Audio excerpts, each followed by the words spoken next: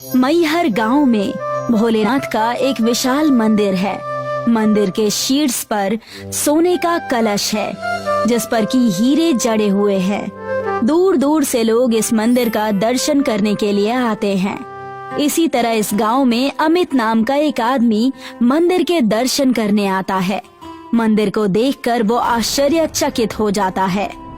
अरे वाह, जितना सुना था ये तो उससे भी बड़ा मंदिर है। अमित मंदिर के अंदर दर्शन करने के लिए जाता है। जय हो शंकर जी। दर्शन करने के बाद अमित मंदिर के बाहर आता है और उसकी नजर मंदिर के शीर्ष भाग पर पड़ती है।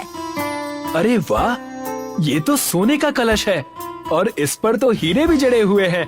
सोने का कलश और उस पर लगे हीरे देखकर अमित के मन में लालच आ जाता है और वो मन ही मन उन्हें चुराने की सोच लेता है। अगर ये कलश और ये हीरे मेरे हो जाएं, तो मैं और ज्यादा अमीर बन जाऊंगा। कोई तरकीब सोचनी पड़ेगी जिससे मैं चोरी भी करूं और फंसू भी नहीं।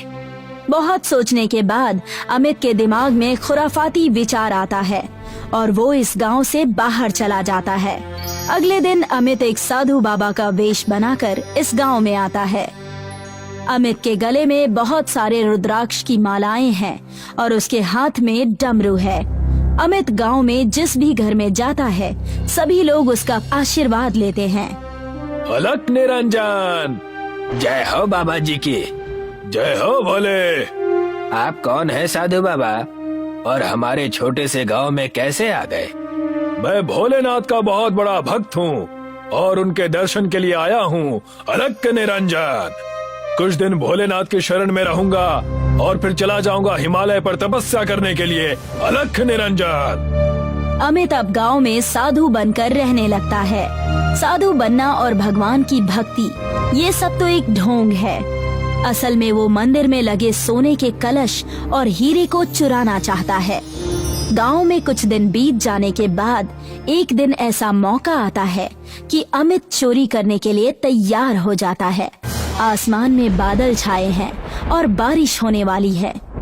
आज अच्छा मौका है, लगता है आज तेज बारिश होगी। रात को कोई घर से बाहर नहीं निकलेगा और मैं बारिश और अंधेरे का फायदा उठाकर मंदिर से कलश चुरा लूंगा। अमित रात होने का इंतजार करता है। रात होने पर जैसे जैसे अंधेरा होता है बारिश तेज होती जाती है और सभी गांव वाले घर के अंदर चले जाते हैं। कोई भी इस तेज बारिश में बाहर नहीं निकलता। जय हो भोले, लगता है भोलेनाथ भी मेरी मदद कर रहे हैं चोरी करने में। अमित इधर उधर देखता है और उसे बारिश में कोई भी नजर नहीं आता और इस बात का फायदा उठाकर वो मंदिर के पास चला जाता है। चल बेटा, जल्दी से शुरू हो जा, अगर कोई आ गया तो तेरी खैर नहीं। अमित तेजी से मंदिर के छत पर चढ़ता है और वहाँ से सोने का कलश उठा लेता है। हे भोलेनाथ, मुझे माफ कर दो, पर मैं क्या करूं? मुझे भी तो अमीर बनना है ना। चोरी नहीं करूंगा तो अमीर कैसे बनूंगा?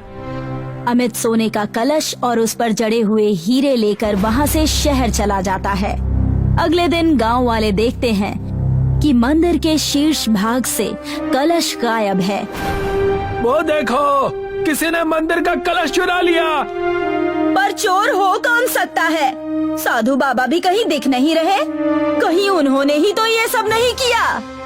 नहीं नहीं, वो तो एक सच्चे साधु महात्मा है, वो ऐसी हरकत नहीं कर सकते।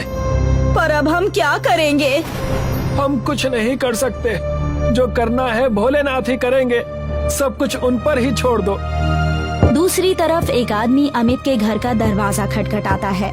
अमित दरवाजा खोलता है और देखता है कि एक गरीब सा दिखने वाला आदमी उसके घर के बाहर खड़ा है।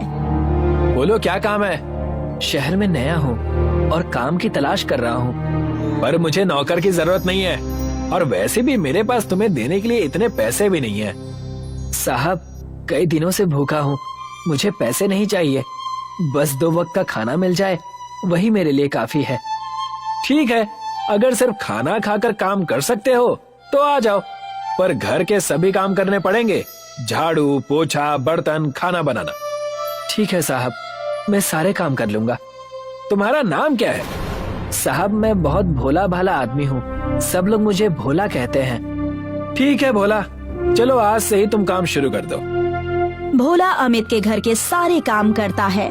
वो उसके जूठे बर्तन साफ करता है, घर में झाड़ू लगाता है और उसके लिए खाना भी बनाता है, जिससे अमित बहुत खुश हो जाता है।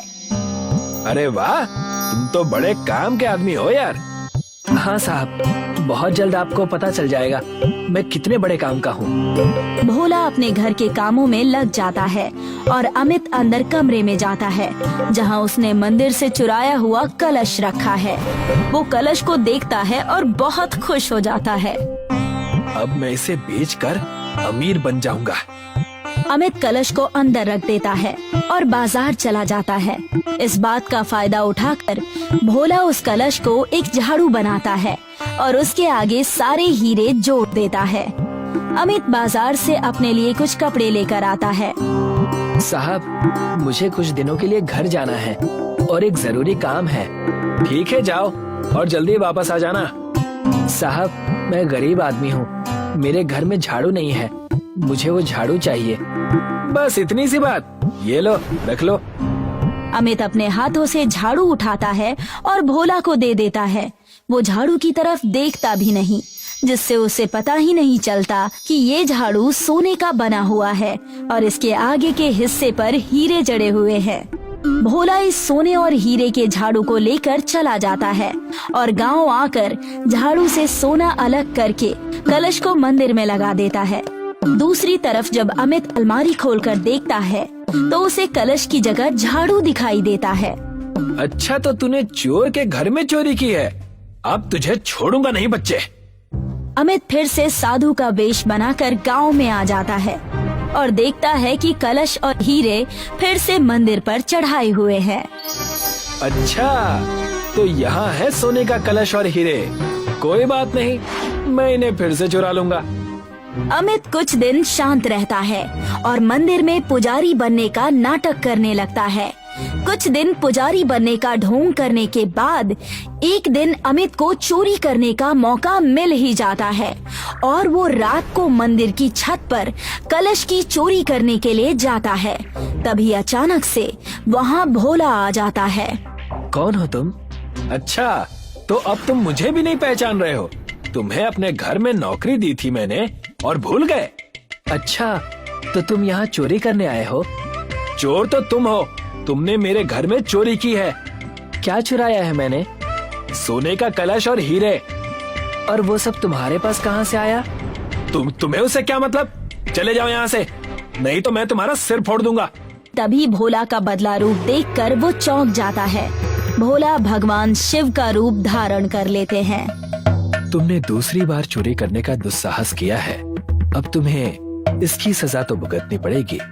और सांप उनके गले से निकलकर हुंकार भरते हुए अमित की तरफ बढ़ता है।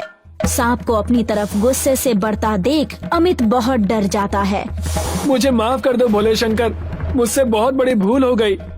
नहीं, ये भूल नहीं, ये पाप है और आज तुम दूसरी बार ये पाप करने जा रहे थे। बस आखिरी बार मेरा ये पाप क्षमा कर दीजिए, मैं आगे से चोरी का काम छोड़ दूंगा। अमित को इस तरह रोते और गिड़गिड़ाते हुए देख भोलेनाथ उसे माफ कर देते हैं। अब सांप अमित को न काट कर वापस भोलेनाथ के गले में चला जाता है और भोलेनाथ वहाँ से गायब हो जाते हैं।